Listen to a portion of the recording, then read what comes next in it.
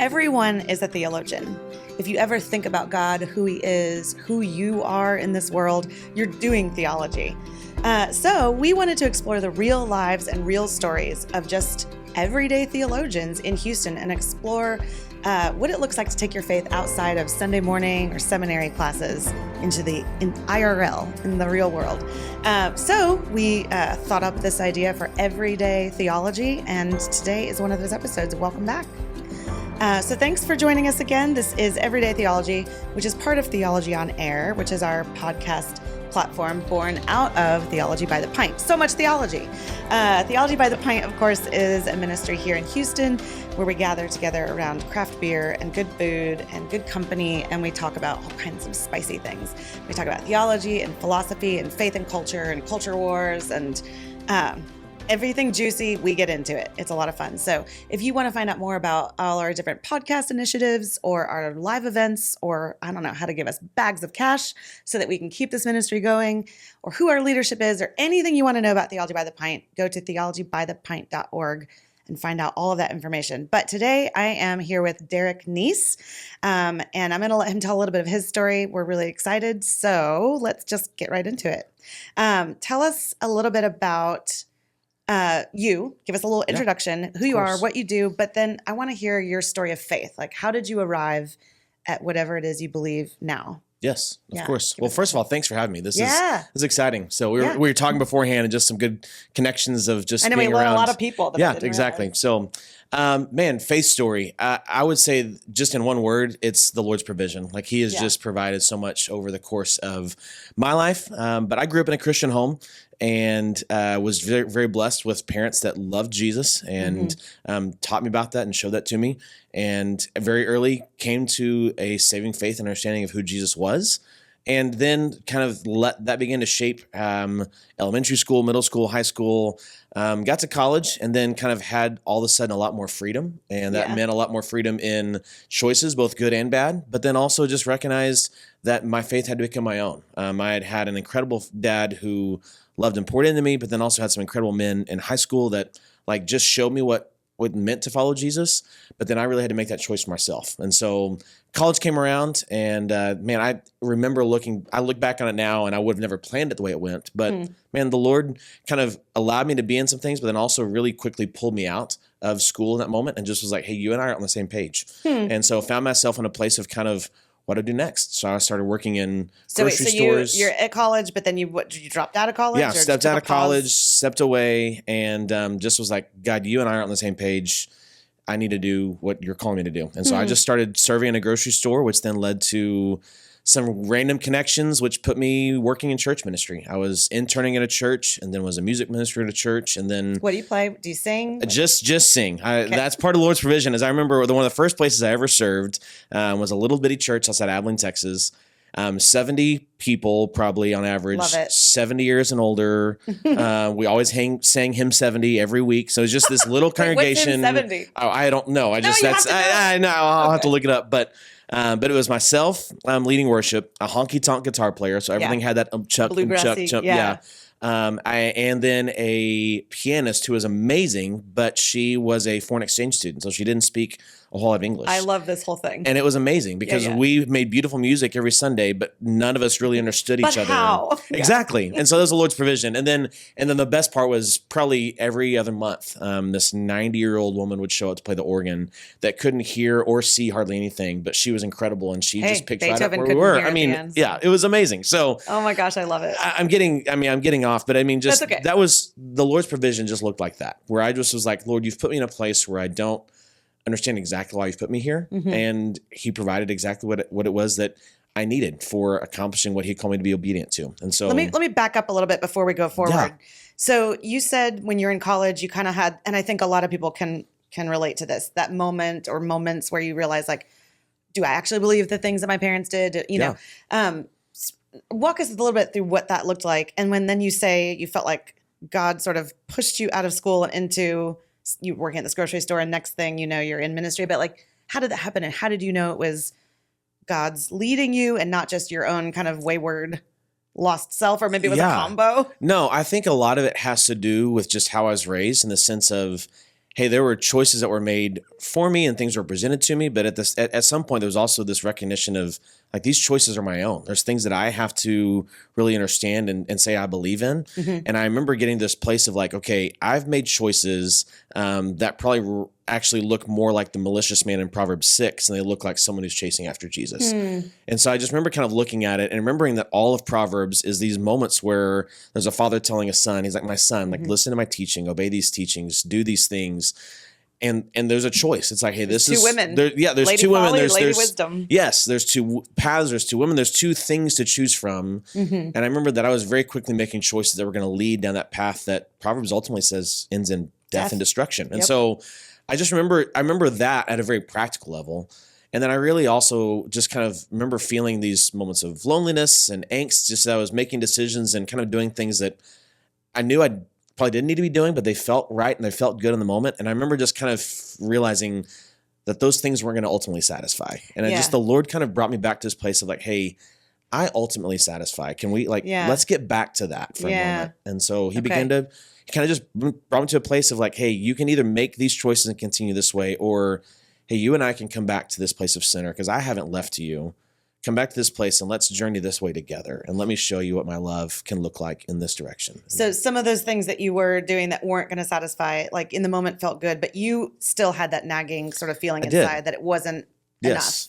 Okay. Yes, exactly. Yeah. And so, and so I think from that moment, I think that's also then shaped a lot of the decisions, things I've done up in like to where I am now, just because I always remember feeling that nagging, that kind of that deep sense like you just talked about, and the Lord just being like, hey, remember how good and how satisfying my presence is, how good and satisfying I am as compared to those things. And so there have still been moments in my life where I've gotten to some of those crossroads and I've had to look at them and realize, God, this is the path of life. This is the path of destruction. And so long story short, then ended up serving in ministry for the next 15 plus years, different capacities, the children, college ministry, and ultimately served on staff here in Houston at Houston's First at our downtown campus, and just loved getting to be a part of so many different pieces of ministry. But you never did go to seminary or anything. Didn't go to seminary. Yeah, finished school. Your heart for... Yeah, there was a Chad Overton. He was the children's pastor then at Houston's First. Brought me in. I was working at a daycare here in Houston, and I was leading women that were leading kids. And I was like, I don't know what I'm doing. So I was like, hey, can you help me? Like, you're a children's pastor. Can you just give me some direction? And he's like, how about leadership? I employ you? And so he brought me in and loved on me and gave me some great mentorship. And then we ultimately kind of came to this place where he had a job opening, and I said, yeah, I'd love to. And all the way back, I remember being in high school. The Lord took me to the book of Ezekiel when I was on a retreat. And just there's a place right there in Ezekiel where the Lord really tells Ezekiel, hey, I'm going to point out the stones in front of the people, and you have an obligation to show them those things. And if you do, then you've saved your life and theirs if they respond. And if you don't, then their life's in your hands. But if you do and they don't, like, then the life is like they have made their choices. Right. And I remember feeling that in high school and feeling that was a call to ministry, but I didn't know what that meant. So I kind of ignored it. But Chad and then other people that were in my life in that moment really kind of began to unpack that in my heart and my life and help me see what the Lord had called me to. And so found myself in a place of serving and fell in love with it. And then on a personal note, my wife and I have been married 13 years last week. We celebrated 13 years. So it's been exciting. That's cute. We both actually got to work at First Baptist together for a while. So it was great being in the same place. And you stayed married. We did. We loved it. She was in the missions office and loved getting to be a part of sending people on mission. That was constantly kind of part of her role. And we served together. And then we've got two amazing kids. My daughter that's 11. She'll be 12, one step closer to being a teenager. She'll be 12 in December. And then a little boy named Caleb. That's Lydia, and then Caleb is 8, and we have Legos all over the house. Like that is like that's a minefield and a piece of art all at the same time. So. I've heard a Christian. It doesn't matter that he's Christian. I heard a comedian one time say, like, if we need a way to fight terrorists, let's just on the border, just put a bunch of Legos. Man, and then I will tell you, across it, boom. If he leaves them out, yes. At the end of the day, if he leaves them out on the floor, there's always a conversation like, hey, if you're going to get up in the middle of the night and come get us, we're coming up to the door unless you will make a path for us to your bed, because otherwise we're not coming in the dark. So, but yeah, so spent 15 years or so in ministry, have a beautiful family. And then about 3.5 years ago, the Lord began to work in my heart and kind of did some things in our lives that put us to a place of saying, hey, God, I think you're making a change, and pulling us out of vocational ministry and into something that we had never really kind of considered or thought about. But we look back now and know that it's exactly what the Lord has us. So okay, pause you again, because yes. So our listeners are a wide audience. They are not all believers. They're certainly not all like very churchy Christians. And sometimes churchy Christians, and you and I both qualify, will say things like, the Lord led me. But what does that look like? You say the Lord was working on you. Does that mean you had dreams? Does that mean you had a feeling? Does that mean you had conversations with people? Like, what does that really look like? I think all the above. I mean, Okay. we found ourselves serving in a church where it's a story that I don't need to get into here, but there was some pain, and there were some decisions that were made that we didn't get to be involved in, but then also just a lot of things where we were looking at the church and looking at our heart for the church, and realized, I don't know if we are completely matching. This was a church we're at after First Baptist. And so we kind of began to feel the Lord leading us. We just that natural break was there. So there was that piece, one, that was happening just in our own hearts, and realizing that this wasn't going to be life-giving if we stayed where we were. I mean, just like anybody feels probably in a job sometimes where things aren't going right, where you then make a decision, am I going to stick this through and see what's on the other side, or is this a time to make a shift and to change something different? And in that moment, when we felt that angst, that moment of just kind of discontent, or just realizing things weren't life-giving, that's when we took it to the Lord. And that's when you mean pray? We went to the Lord in prayer and just laid it before him and said, God, this is not what we've ever considered, like either pulling out of ministry as a whole, or just changing where we've moved. We had moved our family to Waco, Texas. We kind of said, this is where we're going to be. And all of a sudden, everything we thought was going to be kind of wasn't. And so we kind of found ourselves just searching and asking. And yeah, the Lord is very gracious to meet us there, and kind of told us to be faithful to what he called us to. And so he really, like, through prayer and through seeking some wise counsel, really got to a place of just being like, okay, we're supposed to be faithful until he actually releases us, until he actually shows us what the next step is. And one of the biggest things I remember, there are two things. One is there was a pastor early on in my life that said, hey, there is the revealed will of God, the things we see in Scripture, and there is the things that we're still learning about him, the things that he's going to teach us in our own lives about what he wants from us. And sometimes we say that's the unrevealed, the things we don't see about God necessarily.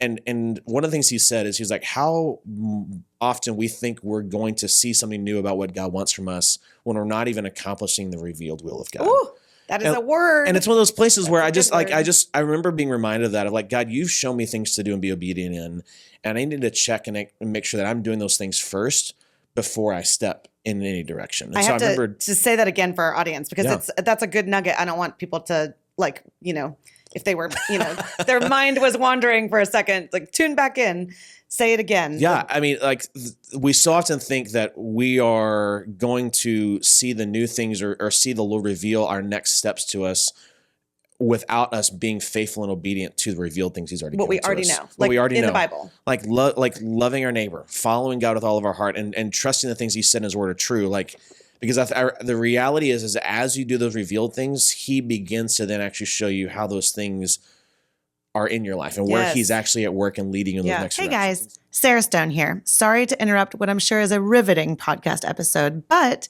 Theology by the Pint needs your help to continue providing these podcasts, offering our in-person events, and growing so we can bring thoughtful conversation and the hope of the gospel to a world that's increasingly walking away from church and from faith. Now that we're a 501c3 nonprofit, all donations are tax deductible, so we've crunched the numbers, and if each listener of this episode gave just $1 for each episode you listen to, we'd put a huge dent in our annual budget. So consider giving today. Go to theologybythepint.org/give and click the link to donate. Thanks so much. And now back to our show. So that, alongside of him also just reminding me, like, hey, the last place I called you to be obedient was here. And so I want you to be faithful to that until you're done. Okay. And so we were. And then the moment that we felt that release and that change, where just it was time for us to make a decision, I walked in and I told the staff, hey, we're leaving. We're making a change. We don't know what's next. that was that on sounds a, scary. it was it was a big change. That was like on a Monday.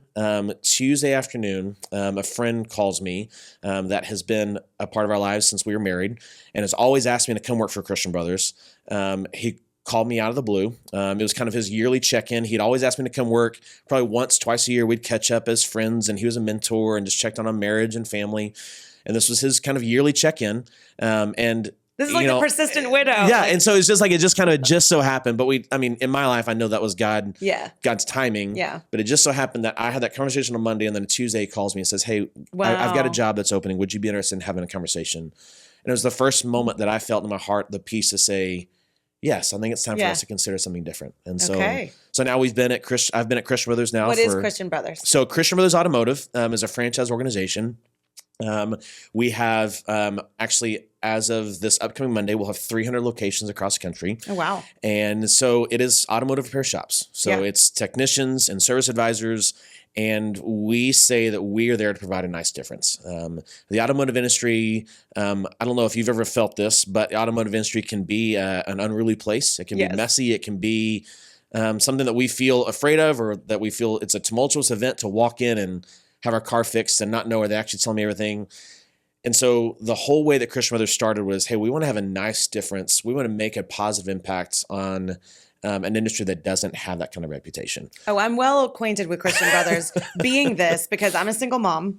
And I'm a typical woman in that I just don't know much about cars. I realize that's probably sexist to say that. But and then you go into a place and you feel like they're price gouging you or whatever. And at Christian Brothers, I feel like there's just so much honesty trying to work with you. And especially with single moms, sometimes they would even do like free oil changes, which was such a blessing. Yeah, we actually just did that this last weekend. It was our big kind of around the country. I missed it. National Service Day is what we call it. And yeah, it's focused on really single moms, but also there's a lot of other ministry avenues it's taken over the last several years. But yeah, it's just a whole Saturday where all the team comes up to the different shops across the country and provide oil changes and like just love on the families in the community. And it's a great thing. But yeah, so that's what Christian Brothers is. It's automotive industry. We service your vehicles.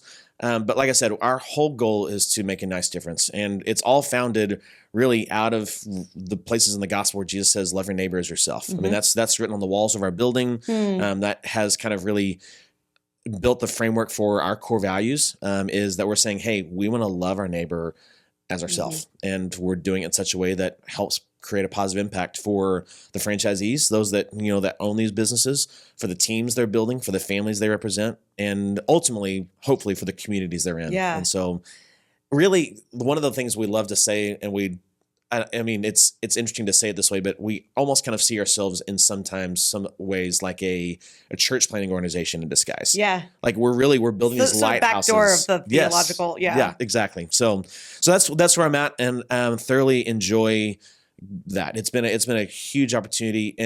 But what are you doing there? Because you've been in ministry. So are you so what's interesting. So here's what's interesting. Do you fix cars? I mean, I've said this to several people, and maybe your listeners understand this. Some of them. I actually feel like I'm doing more ministry in a lot of ways than I was sometimes doing in the church. Oh, So I think that's where that's what I'm doing, is I'm getting to do that. But my role specifically is I work on our operations team, essentially as a business coach. So we have these franchisees and these organizations all over the country. And when they start their businesses, a lot of them are coming from backgrounds, even like me, that don't have any automotive background, don't know anything about cars, but want to be a part of a place that has the core values we do, that wants to serve their communities and wants to build a team to be able to have an impact. And so they come in and say, hey, we align on the core values. We align on things we believe. Do you think I can learn the automotive? And we're like, yes, you sure can. And in all honesty, it's more about the people business than it is the car business. And so we have I will say we have the best technicians hands down across the country that know the vehicles inside and out. But I also believe that we have the best owners and teams across the country because these people have aligned across these goals of saying, hey, we want to love our neighbor. We want to do these things. And so I get to walk alongside them specifically in their first 52 weeks of business, kind of encouraging them, checking in on them like, hey, you're a new business owner. You've started something brand new. How is life? Like, how are things going at home? How are you? Like, are you sleeping? Are you still having fun? I didn't even know Christian Brothers had something like this. That's very cool. And so we get to walk alongside that. But then we also are looking at KPIs, which are key performance indicators. Like how is the business? Like, is it performing? Is it growing? What changes do you need to make to find that improvement? And so we kind of get to do both. We get to build a really strong relationship with these team members, as well as actually help them improve and increase their business performance so that they can continue to build a legacy for their family and even help other families build a legacy that they may not have ever had the opportunity to do. Yeah. And so it's a pretty special place. I love that. Yes. Okay. This is kind of a weird question, but do you guys only hire Christians? No, we don't. Okay. So we were just talking about this beforehand, and I completely blanked on his name. You just had an interview with Bob Sutton. Yeah. And we align in a lot of ways. Just as hearing him talk about his organization, there's a lot of things that he said that I would agree with. Yeah, we are very clear about what we believe and where we're founded. But no, we don't hire only Christians. Whether it's at our main office here in Houston or across the country at our shops, everyone is very clear in understanding where we stand and what we hold value of. But anyone is welcome to come be a part of it. But we also recognize and say, hey, these are the things that we believe. These are the things that we're about. This are the things that we trust in and hold to. Yes, exactly. The culture is very much filled with an understanding of something that is different than the world around us. Yes. And so I love it. That's what's special. And y'all have clean bathrooms. Listen, I'm just saying, how many times have you gone to go get your car fixed and use the restroom and you don't want to touch anything because ew? Yes. But yeah. So I get to lead a team, and we get to kind of walk alongside these franchisees and kind of walk alongside other teams, and we go visit them or shops. All of us has actually been required. I mean, this comes back to me just seeing it in the church world. We actually are discipled for a little bit. We have to be in a shop before we can be in this role. And so I had to spend 6 months in a shop, changing oil, driving guests back learning and from. What a flux capacitor is. Yeah, exactly. Yeah. And blinker fluid, all those kind of things. Like I had to figure all those things out. Wait, is that a real thing? That's not a real thing. No, it's not. Okay. It's not. Okay. But we had to be a part of that, so that when we get to these places of building these relationships, we had a little bit of ground to stand on and say, hey, I've experienced that. I've seen that. I've walked through that. And that's a pretty unique thing too, is that we actually have walked in some of their shoes and been able to say, hey, this situation, I've actually been in that, and I've experienced that. I've felt that. Let's talk through how we solve this issue. How do we come to a place where we can make a change? So yeah. I love that. That's very cool. It's like oil changes for Jesus. This is great. Yes. Okay. Yes. So one of the questions I ask in these interviews is, and this might not exactly qualify, but what obstacles are there in your field being a person of faith? So it sounds like it's pretty open to be a person of faith here. It's encouraged. I mean, you got the job in part because of that. Yes. Well, I mean, we have a prayer meeting that anyone's invited to. They don't have to be at, like at the home office. We do other things. There are Bible studies that are offered that different people do. So yeah, it is very open to the things of God. It is very open to, hey, this is what it means to be a Christ follower. And if you're interested, there's people that would love to talk about it. But it's never one of those places where we're shoving it or kind of saying, hey, this is what has to happen. So it is open and understanding of that. And it's also open understanding that not everybody is in the same place or even walking in the same direction that we are. Yeah. And so we're very open understanding of that. But when you say the challenges, I would look at it at the industry as a whole, is that when I look at it, I think the biggest piece is being a believer or being one who's following Jesus. It's a place where we get to bring hope. There are so many in the automotive industry that have been treated as a number or have just been treated for what they can do, and maybe have lost a lot of their sense of value. You're talking about like employees. Okay. And so maybe in our shops. And so I think one of the things that we get to do is we get to kind of help bring just an understanding of like, hey, your value is more than just what you do. It's you as a person. And it is actually you being seen as one who has a family and has things in your heart that you want to accomplish. And so I think that's one thing that I would look at across our whole industry that can be a challenge, because people aren't always going to care about the things that are in our hearts until we actually show them we care about them as people. And so we get to walk alongside our franchisees and help them say, hey, here's a great way to care, or ask them, hey, how are you caring for these people, where maybe you're giving yourself the opportunity to eventually share why you're caring. And so there's those pieces. But then I also think just looking inward at where we are, just as in the specific place that I'm working day in and day out. Eugene Peterson has a quote where he talks about we can very often be so enamored we can so often be around these great things that they actually become stale. And so it's this idea that he's like, hey, you can be around something so grand or so great or so big, and it actually loses its awe. Yeah. It loses its thing of wonder. And I think that, I don't think we're there, but I think that could be one of the things that could be a tricky point coming forward, is like, hey, we've been a part of creating something spectacular that really is having a nice difference, and also has a founding in the faith, has a grounding in principles from God's word. And if we're not careful of continuing to keep a focus on that, it's going to become, hey, this is just how we've always done it. And so we're going to do it because it's always how we've always done it, not out of conviction or care. And but what's really special is, I would say we're not there, and I don't see us going that direction. But I will say that that's constantly going to be our place of having to fight for fight for that, and say, hey, this is the culture, and this is what it's grounded on. This is who we are. I don't know if that quite answers your question, but I think that's kind of where I would land, is I say, like, it's more of a constant awareness of not losing our sense of wonder at what God has done in, allowing Christian brothers to be created the way it is, but also in our own hearts, what he's done for us.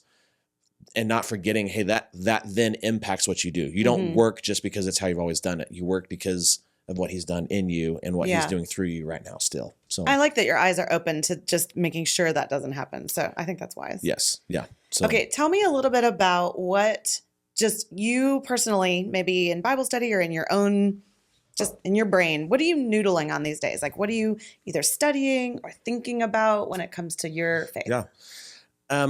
One thing I've really been on lately is I've gone back to the book of James, and kind of even that quote from, as I've just looked at that Eugene Peterson, kind of just losing awe. I've gone back to these books that I'm like, oh, I know what that says, or I know what's in there. Yeah. I've read it so often, and I've gone back to the book of James, and just kind of been going very slowly through it, verse by verse, piece by piece.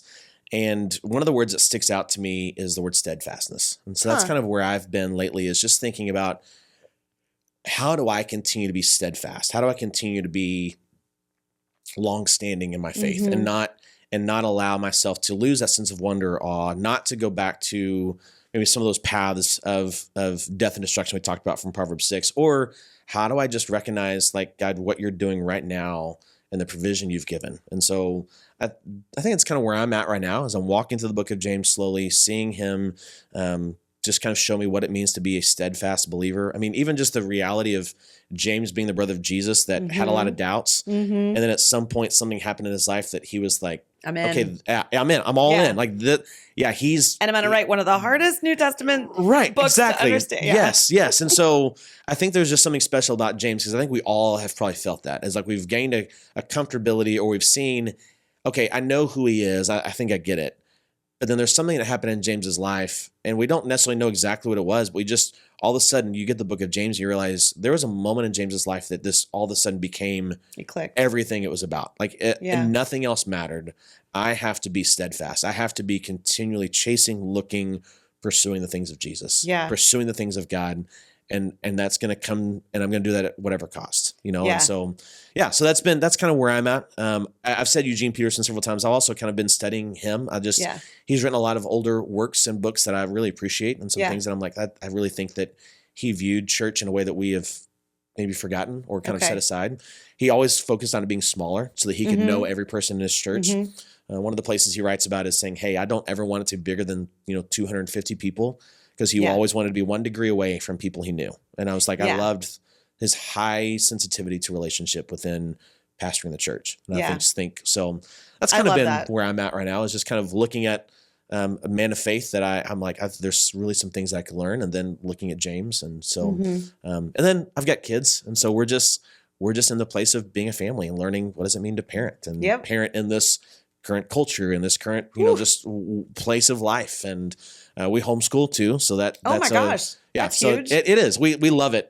So we get to have some impact and do things maybe a little differently than some, but it also still has its own challenges of just figuring out exactly what that looks like and how we do it and why we do it, and keeping that in front of our children. So I love all of that.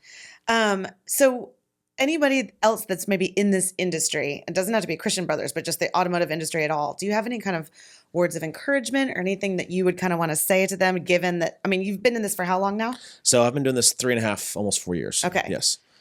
I mean, people first. I mean, I think that's the biggest thing is that like, no matter what it is, if it's the guests, if it's the technicians, if it's the people that are riding the service, man, looking at them first and meeting their needs, because truly when you begin to care for the people first, and for one thing, the sales can sometimes be a lot easier because you care for them, but also, I mean, just even helping them recognize their sense of value, makes them want to be around longer, makes them want to actually care about the work they're doing. And so if you can do good work. Yes, exactly. And even at some point, maybe some of them actually would realize, hey, this work actually has a deeper meaning to it. One of the things I'm recognizing is that like we get to be in the restoration industry. We get to be in the restoration world.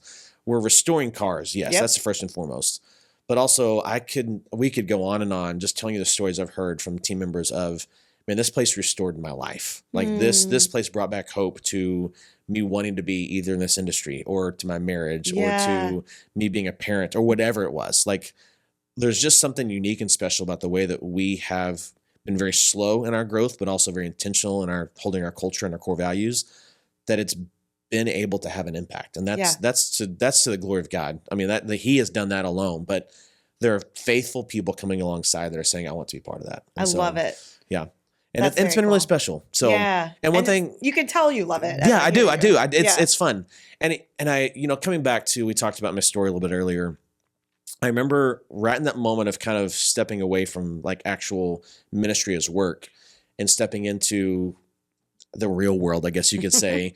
I remember talking to a pastor friend, and one of the things he was like, hey, right now in this game, in this day and age, I would much rather have a lot of faithful people in the workplaces serving the Lord that are then also faithful and life-giving members of my church than another one or two great pastors on my team. Yeah. He was like, I would much rather have lay people that are faithful to the things of God and are following hard after him and are impacting their work and doing that, and then also part of the church than hiring another team member. Yeah. And I remember him saying that. He was like, so like, that is also, and I've seen that happen in my life. I'm like, all of a sudden I'm realizing I'm getting to be part of a local church, of a local body, and feeding and living and giving there, but also like I get to actually do these things in a way that is impacting lives all over the place. Yeah. And presumably tons of people that aren't going to church wouldn't step foot in a church, but they will experience something special and different when they come into y'all's spaces. And hopefully they'll ask a question,